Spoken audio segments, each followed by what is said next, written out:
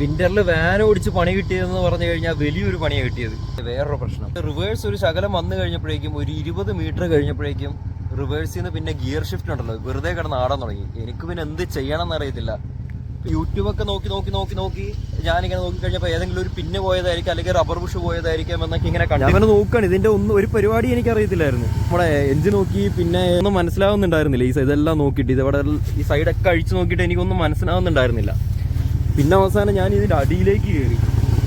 വാനിന് അടിയിൽ കയറി കഴിഞ്ഞിട്ട് ഞാൻ ശരിക്കും ഇങ്ങനെ നോക്കി ഇരുന്ന് കഴിഞ്ഞപ്പോഴാണ് ഒരു സാധനം ഇങ്ങനെ വിട്ട് കിടക്കുന്നത്. ഞാൻ ഇതൊന്നും ഇതുവരെ ചെയ്തിട്ട് പോലില്ല. അങ്ങനെ ഞാനിത് അത് ചുമ്മാ കൈകൊണ്ട് ഇങ്ങനെ മാറ്റിയിട്ട് കയറ്റിയിട്ട് കഴിഞ്ഞപ്പോൾ ഈ സാധനം ടക്ക് കേൾക്കുന്നു. അപ്പോഴാണ് എനിക്ക് മനസ്സിലായത് പാർക്കിങ് റിവേഴ്സ് ന്യൂട്രൽ ഇങ്ങനെ കറക്റ്റ് വീഴുന്നുണ്ട്. അപ്പൊ തന്നെ കയറ്റി ഇട്ടു.